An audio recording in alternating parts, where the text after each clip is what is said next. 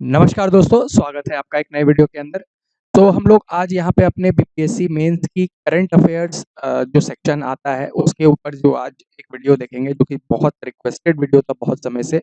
तो हम लोग आज वो वीडियो देखेंगे। यहाँ पे हम लोग देखेंगे कि कैसे ट्रेंड चेंज हो रहा है करंट अफेयर्स का, क्योंकि पेपर वन में सबसे ज़्यादा जो डिफिकल्ट पार्ट अगर माना जाए, किसी को लोग जो मानते हैं, तो आज के डेट में वो करंट अफेयर्स है जहाँ पे लोगों को डिफिकल्टी आती है, कि ट्रेंड चेंज हो रहा है, नेचर चेंज हो रहा है। तो हम लोग देखेंगे कि कैसे हम लोग जो 5 क्वेश्चंस में से हमें 3 क्वेश्चन अटेम्प्ट करने होते हैं करंट अफेयर्स के, उसमें हम लोग कैसे अपना मैक्सिमम देके 75 प्लस मार्क्स को स्कोर कर सकते हैं।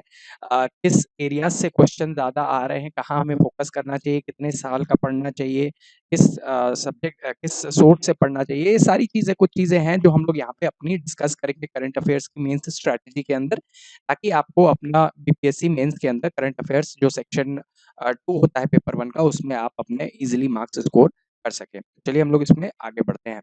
तो लास्ट 5 पेपर जो है मैंने वो एनालाइज़ किए हैं। सारे क्वेश्चंस भी मैं आपको दिखाऊँगा टॉपिक वाइज़, जो कि मैंने यहाँ पे कंपाइल किया है कि कैसे चेंज हो रहा है और कैसे आपको फ़ोकस करना चाहिए, ताकि ईज़िली अगर आप इसको फ़ॉलो करेंगे तो इसमें कहीं कोई डाउट नहीं है कि आपके भी 75 प्लस मार्क्स आने की प्रोबेबिलिटी काफ़ी अच्छी हो जाएगी। आप ईज़िली उसको अटेम्प्ट कर पाएँगे। तो आप देखेंगे कि international relations and events affecting India, इससे सबसे ज़्यादा फोकस है। आप देख सकते हैं 66 में भी 2 क्वेश्चन पूछे गए हैं, 65th में भी, 64th में 3, 63rd में 3 और 62, 62nd में भी 2 क्वेश्चन पूछे गए हैं। आप देख सकते हैं कंसिस्टेंटली इंटरनेशनल रिलेशंस जो जो है टॉपिक, उससे 2 से 3 क्वेश्चन रिलेटिवली पूछे जा रहे हैं। तो हमें हमें पता है कि 5 में से हमें 3 ही क्वेश्चन अटेम्प्ट करने हैं। तीनों क्वेश्चन जो है, पाँचों क्वेश्चन जो 38 मार्क्स के होते हैं, उसमें से कोई 3 क्वेश्चन हमें अटेम्प्ट करने होते हैं। तो टोटल मार्क्स हमारे जो हैं वो 38 मार्क्स इंटू 3 क्वेश्चंस जो हम अटेम्प्ट करेंगे, यानी 114 मार्क्स। तो उसके अंदर अगर हम एवरेज मानिए कि अगर हम अच्छा अटेम्प्ट करते हैं तीनों क्वेश्चन, तो हमें 75 प्लस मार्क्स आ सकते हैं, 25 मार्क्स हर क्वेश्चन के अंदर। तो ये हमारा टारगेट होना चाहिए। अगर इतना नहीं भी आता है, अगर हमारा टारगेट इतना रखेंगे, तो एटलीस्ट हम कहीं अच्छा मार्क्स हम ईज़िली ला सकते हैं। आप देख सकते हैं 3 क्वेश्चन जो हमें अटेम्प्ट करना है, तो ईज़िली आप इंटरनेशनल रिलेशन से ही 2 या 3 क्वेश्चन आपके अगर आ गए, तो आप ईज़िली उसको अटेम्प्ट कर सकते हैं। सेकंड अगर आप देखें तो इम्पोर्टेंट है इकोनॉमी। सो इकोनॉमी से करंट से रिलेटेड जो भी मेजर इश्यूज़ जो आ रहे हैं, उससे रिलेटेड आप देख सकते हैं 66 में भी 1 क्वेश्चन पूछा गया है, 65th में भी पूछा गया है, 64th में 2 क्वेश्चन पूछे गए थे और 60 टू 62nd में भी 1 क्वेश्चन पूछा गया था। तो लास्ट 5 ईयर्स में आप देख सकते हैं इकोनॉमी से भी एक कंसिस्टेंट ट्रेंड है कि क्वेश्चन पूछे जाते हैं।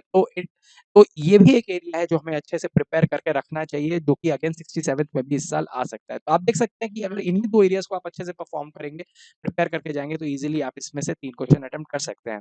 बट अब जो एक उभरता हुआ एक चेंजिंग ट्रेंड हमें देखने को मिल रहा है बीपीएससी के द्वारा, वो आप देखेंगे 66 और 65th दोनों में आप देखेंगे साइंस एंड टेक्नोलॉजी और एनवायरनमेंट से रिलेटेड क्वेश्चंस पूछे गए हैं, जो कि पहले नहीं देखे जाते थे। तो आप ये मान के चल सकते हैं कि 67th में भी साइंस एंड टेक्नोलॉजी और एनवायरनमेंट से रिलेटेड क्वेश्चंस आने की प्रोबेबिलिटी बहुत हाई रहेगी। तो इन एरियाज़ को अभी आप ज़रूर अच्छे से प्रिपेयर करके रखें। बाकी सिक्योरिटी और पॉलिटी में उतने ज़्यादा क्वेश्चंस नहीं हैं, बट फिर भी जो क्वेश्चंस आए थे, इसलिए मैंने आपको बताया है। आपको प्रिपेयर ज़रूर करना चाहिए, कोई भी चीज़ छोड़नी नहीं चाहिए। ये चीज़ मैं आपको ज़रूर बोलूँगा। आपका प्रिपरेशन 100% होना चाहिए, बट हाँ, एट द सेम टाइम अगर आपके पास 100 आवर्स है, तो आपका एलोकेशन ऑफ टाइम जो होता है, वो बहुत इंपॉर्टेंट है। तो वो आप हमेशा जो है अपना टाइम 80% जो है आपका जो है वो सबसे इंपॉर्टेंट चीज़ों में जाना चाहिए, ना कि टर्शियरी चीज़ों में जो कि उतनी इंपॉर्टेंट नहीं है। हमेशा 80-20 प्रिंसिपल को यूज़ कीजिए अपने टाइम को, पेरेटो लॉ को, और जो कि मैंने पहले भी डिस्कस किया हुआ है। जो लोग भी वीडियो फॉलो करते हैं, तो उससे आपको डेफिनिटली फ़ायदा होगा। तो हम लोग चलते हैं, मैं आपको टॉपिक वाइज़ अब क्वेश्चंस दिखाऊँगा कि किस नेचर के क्वेश्चंस आ रहे हैं, ताकि वो भी आप समझ पाएँ कि एरिया तो आप समझ गए, अब किस नेचर के क्वेश्चन आ रहे हैं, वो भी मैं आपको थोड़ी समझाने की क्वेश्चन जो कि आए हुए हैं क्वेश्चंस, उससे मैं आपको समझाने की कोशिश करूँगा। ये देखिए 66 का क्वेश्चन है ये। तो ब्रिक्स के ऊपर क्वेश्चन पूछा गया है, और इंडिया ईयू के रिलेशंस में बीटीआईए, अगर आप लोग न्यूज़पेपर्स वगैरह पढ़ते होंगे, तो ये बहुत ही कॉमन डिस्कशंस है, जो कि ईज़िली न्यूज़पेपर्स में आपको मिल जाएगा। तो 66 के अंदर आप देख सकते हैं 12th ब्रिक्स समिट के मेजर इमर्जिंग इश्यूज जो हैं, ग्लोबल स्टेबिलिटी, शेयर्ड सिक्योरिटी और इनोवेटिव ग्रोथ के लिए है। इसके ऊपर आपको लिखना था कि क्या-क्या हुआ था 12वीं ब्रिक्स समिट के अंदर। और सेकंड क्वेश्चन जो पूछा गया था, India EU broad based trade and investment agreement, जो कि बीटीआईयू बोला जाता है, बीटीआईए। तो इसके अंदर आप देख सकते हैं बहुत ही ब्रॉड क्वेश्चंस पूछे जाते हैं, बहुत ज़्यादा आपको माइन्यूट क्वेश्चंस करंट अफेयर्स के अंदर नहीं पूछे जाते हैं। तो इंडिया ईयू रिलेशंस, ब्रिक्स का हो गया, इसी तरीके से आपका जितना भी इंडिया नेपाल, इंडिया श्रीलंका, अभी श्रीलंका के ऊपर बहुत क्राइसिस चल चल रही है, तो इंडिया श्रीलंका के ऊपर 67th में आप क्वेश्चंस एक्सपेक्ट कर सकते हैं।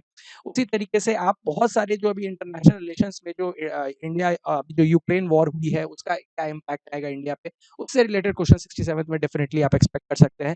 तो ये कुछ इश्यूज हैं डेफिनेटली जिससे आप क्वेश्चंस एक्सपेक्ट कर सकते हैं। तो ये डेफिनेटली क्वेश्चंस हैं जो कि आप पे आए थे आ सकते हैं। 65th में अगर आप यही देखें, कोविड उस टाइम पे बहुत ज़्यादा फैला हुआ था, तो कोविड आपका पैंडेमिक था जो इंटरनेशनल लेवल पे आपका जो है इम्पैक्ट किया था। तो उस पे आप क्वेश्चन देखिए बहुत ही एक्सपेक्टेड क्वेश्चंस था आपको, मतलब हर जगह आपको ये चीज़ डिस्कस की गई थी। मैंने भी अपने प्लेटफॉर्म पे बोली थी कि कोविड बहुत इंपॉर्टेंट टॉपिक है, इसको आपको प्रिपेयर करना चाहिए। तो देख सकते हैं 2 क्वेश्चन आपके कोविड से रिलेटेड पूछे गए थे। दोनों में, एक में इम्प्लीकेशन पूछा गया था कि सोशल इकोनॉमिक और इकोलॉजिकल इम्प्लीकेशन कहा क्या हो सकता था कोविड-19 जो लॉकडाउन लगे थे हमारे 2020 और 2021 के दौरान में, और ग्लोबल स्प्रेड जो था कोविड-19 पैंडेमिक का, उसका इंटरनेशनल माइग्रेशन और ट्रेड का पैटर्न को डिस्कस करना था। अगेन कोविड-19 एक थीम था जिसके ऊपर उन्होंने क्वेश्चन पूछे थे। सेम चीज़ मैंने आपको साइंस टेक में भी बताई थी, जहाँ पे मैंने क्वेश्चन और आंसर भी आपको दिए थे साइंस टेक के अंदर। तो वो भी अगर आपने देखा होता तो ईज़िली वो भी आप वहाँ पे प्रिपेयर करके आंसर लिख सकते थे। इम्पोर्टेंट इश्यू था जो कि मैंने आपको पहले ही डिस्कस कर दिया था। तो आप देख सकते हैं कि इसका भी 65th में भी क्वेश्चन पूछा गया है। 64th में अगेन अगर अगर आप आएँ, जो कि मैंने लिखा था, तो आप देख सकते हैं ट्रेड पहुँच चाबहार पोर्ट से रिलेटेड क्वेश्चन पूछा गया था। इंडिया, नेपाल, भूटान की ओपन डोर पॉलिसी से रिलेटेड पूछा गया था। और जो यूएई का उस साल में ओआईसी में जो यूएई ने इन्विटेशन दिया था इंडिया को, क्योंकि जो है हमारा मुस्लिम पॉपुलेशन काफ़ी हाई है, तो वो एक काफ़ी सिग्निफिकेंट हो गया था क्योंकि ओआईसी में हमें बुलाया गया था, तो उससे रिलेटेड क्वेश्चन पूछा गया था। तो अगेन सिग्निफिकेंट ब्रॉड इवेंट्स के बारे में क्वेश्चंस पूछे जाते हैं, तो वो आपको समझना है कि नेचर बीपीएससी किस टाइप का पूछ रहा है, और उससे आपको फिर उस तरीके से प्रिपेयर करके आगे बढ़नी चाहिए। मैं 67 के लिए एक टॉपिक की लिस्ट भी दूँगा जो कि आप प्रिपेयर कर सकते हैं करंट अफेयर्स के लिए। मेंस के लिए मैं सारे इश्यूज़ प्रिपेयर करवा दूँगा आपको, सारे सेक्शंस का मैंने ऑलरेडी स्टैटिस्टिक्स करवा दिया है, तो वो चीज़ आप बिल्कुल निश्चिंत रहें। बहुत सारे लोगों ने रिक्वेस्ट किया है, बट अभी आप प्रीलिम्स पे फोकस कीजिए। ज़्यादा अभी अपने आप को भटकाइए मत, मैं आपका मेंस प्रिपेयर करवा दूँगा, तो उसके लिए आप बिल्कुल निश्चिंत रहिए। आप देख सकते हैं अगेन ब्रॉड जो इम्पोर्टेंट इश्यूज़ हैं, उस पे जो करंट में चल रहे हैं, उससे क्वेश्चंस आने की बिल्कुल संभावना है। आप उसको प्रिपेयर कीजिए। 63rd में अगेन आप देख सकते हैं उस समय रोहिंग्या क्राइसिस बहुत इम्पोर्टेंट इश्यू था जो चल रहा था, वो पूछा गया। बिम्स्टेक काफ़ी उस समय न्यूज़ में था 63rd में 2018 के दौरान में, तो वो भी पूछा गया था। अगेन आप देख सकते हैं 2+2 डायलॉग है, अ, तो ये भी पूछा गया है। अगेन अभी I2 U2 करके एक है, वो भी पूछा जा सकता है। तो आप देख सकते हैं जो करंट में जो इम्पोर्टेंट इश्यूज़ हैं, उससे ही रिलेटेड आईआर में आप देख सकते हैं 2 से 3 सवाल कंसिस्टेंटली बीपीएससी पूछ रही है, तो वो आप डेफिनिटली प्रिपेयर कीजिए क्योंकि आपको सिर्फ 3 ही क्वेश्चन अटेम्प्ट करने हैं, तो ये बात याद रखिए। तो आईआर एक उसके अंदर स्टैंडर्ड पिलर होगा जो कि आपको प्रिपेयर करना है। डोकलम स्टैंड ऑफ पे अगेन डोकलम स्टैंड ऑफ उस समय के टाइम पे बहुत इंपॉर्टेंट इशू था। नॉर्थ कोरिया और अमेरिका के ऊपर जो है डिस्प्यूट था, उससे रिलेटेड क्वेश्चन पूछा गया था। अगेन इस समय रशिया और यूक्रेन वॉर हो रही है, तो उसका क्या इम्पैक्ट हो सकता है और क्या इम्प्लीकेशन है वर्ल्ड पे। अगेन ये क्वेश्चन 67 में बहुत प्रोबेबल क्वेश्चन है जो कि आ सकता है। अगेन की लिस्ट में आपको सारे इंपॉर्टेंट इश्यूज की बता दूंगा, वो आप प्रिपेयर कीजिए। 100% उसके अंदर से क्वेश्चन आने की प्रोबेबिलिटी रहेगी, जो आप प्रिपेयर करके जाएंगे तो आपको मेंस में प्रॉब्लम नहीं आएगी। I am very sure of it. तो अगेन आप देख सकते हैं, अगर अब हम दूसरे टॉपिक पे आ जाते हैं इकोनॉमी में। 66 65th में जैसा मैंने बोला कि 1 to 2 क्वेश्चंस आप इससे एक्सपेक्ट कर सकते हैं। यहाँ पे आप देखेंगे नेचर ऑफ क्वेश्चंस तो है, तो आप देखेंगे कि रिपोर्ट से रिलेटेड क्वेश्चन, हैप्पीनेस इंडेक्स जो है, आत्मनिर्भर भारत रोजगार योजना, तो स्कीम्स और इंडेक्स से रिलेटेड क्वेश्चंस पूछे जाते हैं। जो मैंने बोला नेचर ऑफ क्वेश्चन समझिए कि किस टाइप के क्वेश्चंस पूछे जाते हैं, तो वो आपको समझना बहुत जरूरी है। तो अभी जैसे ग्लोबल जेंडर गैप इंडेक्स आया था, उससे रिलेटेड क्वेश्चन हो सकता है 67 में पूछ ले, क्योंकि उसमें इंडिया का पोजीशन काफी गिरा है, तो उससे रिलेटेड क्वेश्चन पूछा जा सकता है। यहाँ पे अगेन आप देखें हैप्पीनेस रिपोर्ट जो है आपने 65th में भी पूछा गया है, अगेन 64th में भी यूएन जो है यूएन ह्यूमन डेवलपमेंट रिपोर्ट के बारे में पूछा गया है। और ये की national United nation sustainable development solutions network, again ये हैप्पीनेस इंडेक्स वाला ही है। तो अगेन ये सेम क्वेश्चन बार बार रिपीट करते हैं, तो आप देख सकते हैं हैप्पीनेस इंडेक्स यहाँ पे बहुत इंपॉर्टेंट है, जो कि अगेन ह्यूमन डेवलपमेंट, मतलब यहाँ पे आप बीपीएससी देखेंगे ह्यूमन एस्पेक्ट से रिलेटेड क्वेश्चन पूछ रहा है, ह्यूमन एस्पेक्ट से रिलेटेड, ये यहाँ समझने की चीज है। तो यहाँ पे इसीलिए मैंने बोला ग्लोबल जेंडर गैप इंडेक्स जो है, जो कि अभी अभी अभी रिपोर्ट आई है, तो वो अगेन एक इंपॉर्टेंट एस्पेक्ट हो जाता है, जो कि आपका बीपीएससी 67th के मेंस में पूछ सकता है। अगेन मैं सारी इश्यूज आपको दूंगा लिस्ट, और आपको मैं प्रिपेयर करवा दूंगा, आप इसके अंदर निश्चिंत रहिए। अगर आप वो प्रिपेयर करके जाएँगे तो डेफ़िनेटली आपको इश्यू में फ़ायदा होगा। अगेन देख सकते हैं कि 60 टू 67 में जीएसटी और डिमोनेटाइज़ेशन जो उस समय का बहुत ही टॉक्ड अबाउट स्कीम्स थे जो कि न्यूज़ में थे, बहुत मेजर क्वेश्चंस बीपीएससी पूछती है। तो अगेन आप देख सकते हैं ये चीज़ पूछी गई थी।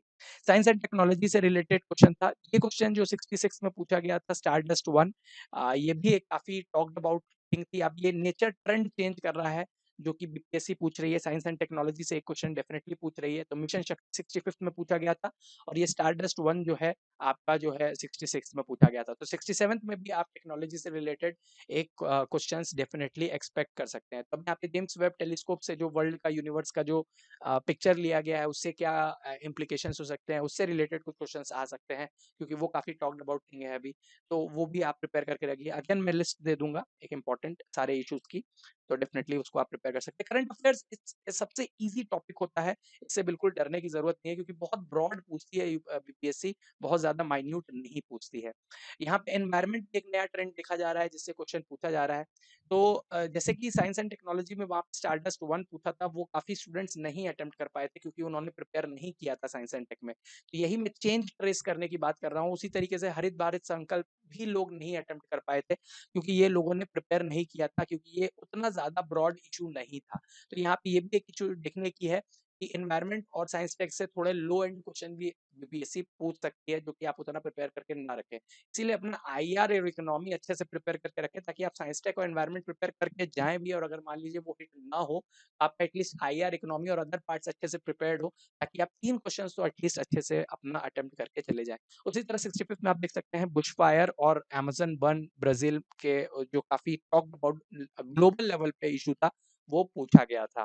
आप देख सकते हैं एनवायरनमेंट से रिसेंट 2 ईयर से क्वेश्चन पूछ रही है। अगेन 67th में भी ये बिल्कुल एक्सपेक्टेड क्वेश्चन है, एनवायरनमेंट से क्वेश्चन आएगा डेफिनेटली। तो उसको आप डेफिनेटली प्रिपेयर करके रखना है।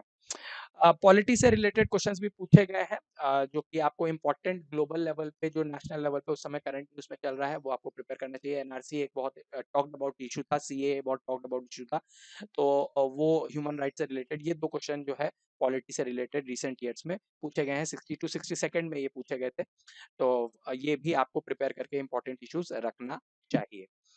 सिक्योरिटी से रिलेटेड एक क्वेश्चन था, ब्रॉड ब्रॉड क्वेश्चन था कि इंटरनेशनल टेररिज्म से रिलेटेड क्या क्वेश्चन है, क्या क्या उसके लड़ने के लिए क्या क्या किया जा रहा है, क्योंकि टेररिज्म हमारे इंडिया को काफी इम्पैक्ट करता है, ग्लोबल वर्ल्ड को भी अब काफी इम्पैक्ट कर रहा है। तो क्या क्या उसके लिए ग्लोबल लेवल पे और इंडिया लेवल पे क्या क्या स्टेप्स लिए गए हैं, ये डेफिनेटली आपको जानना चाहिए।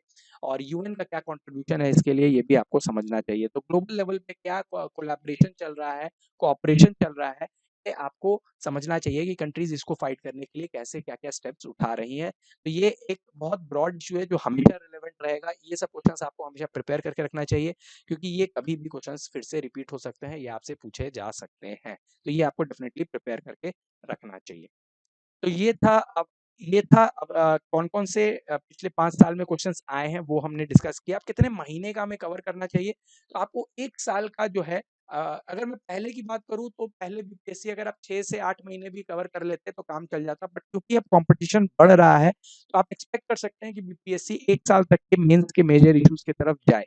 तो मेरा ये एक सजेशन होगा कि आप 1 साल के मेजर इश्यू जब से भी मेंस स्टार्ट हो रहा है, आप उसे 1 साल पहले का मेजर का मेंस का इश्यू के सारी चीज़ें अगर आप कवर करेंगे तो आप डेफिनिटली ईज़िली सारी चीज़ों को कवर कर पाएँगे, आपको दिक्कत नहीं होगी।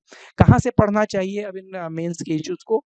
कोई भी कोचिंग इंस्टीट्यूट का मेंस का जो सेक्शन आता है, उसके अंदर जो टॉपिक वाइज़ ये लोग सारी चीज़ें देते हैं, कोचिंग वो बहुत सारी हैं।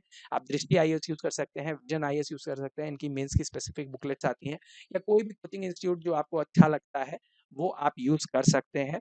सोर्स से फ़र्क नहीं पड़ता है, आपको अपनी आंसर राइटिंग और समझ को बढ़ाना है, ताकि आप वहाँ पे वो एज क्रिएट कर सकें। पहली चीज़ है कि आप बहुत चीज़ें पढ़ते हैं, तो उसको पहले आपका कॉन्सेप्चुअल क्लैरिटी होनी चाहिए कि आपको समझ हो, वो पॉइंट्स आपको याद हो, और फिर उसको प्रेज़ेंट कैसे करना है आंसर में, ये एक अलग कला है जो कि ऑलरेडी मैं सिखा चुका हूँ। और उस पे फिर से हम डिस्कशन करेंगे मेंस के टाइम पे कि कैसे आपको अपना आंसर को एनहांस करना है। क्योंकि मोस्टली होता क्या है, सोर्स सबके सेम होते हैं, सोर्स सबके सेम होते हैं, पॉइंट्स भी सबके सेम होते हैं, लेकिन जो प्रेज़ेंटेशन होता है, वो डिफरेंस क्रिएट करता है मार्क्स में, और उसी के कारण आपके मार्क्स जो है, किसी को 20 मिलेगा, किसी को 18 मिलेगा सेम क्वेश्चन में, और किसी को 25-26 मिल जाएगा। तो वो जो 6 से 7 मार्क का जो डिफरेंस क्रिएट होता है, वो प्रेज़ेंटेशन की वजह से होता है, तो उस पे थोड़ा वर्क करना है आपको। बाकी आप सोर्स के लिए कोई भी अच्छी मैगज़ीन ले सकते हैं क्योंकि ऑलमोस्ट सारी कोचिंग सारी चीज़ें कवर कर देती है आज के डेट में, तो उस पे बहुत ज़्यादा आपको फ़ोकस नहीं करना है। मैं भी आपको सारे टॉपिक्स बता दूँगा, तो वो आप जो है पॉइंट आउट करके अपना ईज़िली पढ़ाई को कर सकते हैं, आपको दिक्कत नहीं आएगी। डेफ़िनेटली करंट अफ़ेयर्स सबसे डरा मतलब लोग डरते हैं इस सब्जेक्ट से, इस सेक्शन से पेपर 1 में सबसे ज़्यादा टफ मानते हैं स्टैटिस्टिक्स के बाद। तो ये मैं कहूँगा सबसे वन ऑफ द ईज़ीएस्ट है स्कोर करना। पेपर 1 में कम मार्क्स आने का मेजर रीज़न करंट अफ़ेयर्स है और स्टैटिस्टिक्स है। तो इसके अंदर करंट अफ़ेयर्स में ज़्यादा लोग को समझ नहीं आता है कहाँ से पढ़ना है, तो जो मैंने आपको स्ट्रैटेजी बताई है, फ़ोकस कीजिए उसके ऊपर और डेफ़िनेटली आपको इसके अंदर 75 प्लस मार्क्स आप ईज़िली स्कोर कर देंगे अगर आप ये स्ट्रैटेजी को फ़ॉलो करते हैं। तो जल्दी ही हम लोग इसमें और वीडियोज़ में लाएँगे जिस अभी आप प्रीलिम्स पे ही फ़ोकस कीजिए। बट ये मेंस का वीडियो बहुत ज़रूरी था क्योंकि बहुत समय से लोग इस पे डिमांड कर रहे थे। जल्दी ही मैं और वीडियोज़ भी लाऊँगा, जिससे आपका पूरी चीज़ें मेंस का कवर हो जाएगा और आपको कहीं और जाने की ज़रूरत नहीं पड़ेगी। तो अगर आप फ़ेसबुक पे ज़्यादा एक्टिव हैं, तो आप फ़ेसबुक पे भी पेज को लाइक और फ़ॉलो कर सकते हैं और अगर आप टेलीग्राम ग्रुप से जुड़ना चाहते हैं, तो लिंक आपको डिस्क्रिप्शन में मिल जाएगा, वहाँ जाके आप उसको जॉइन कर सकते हैं। तो हम लोग जल्दी ही मिलेंगे अपने नेक्स्ट वीडियो में। Thank you.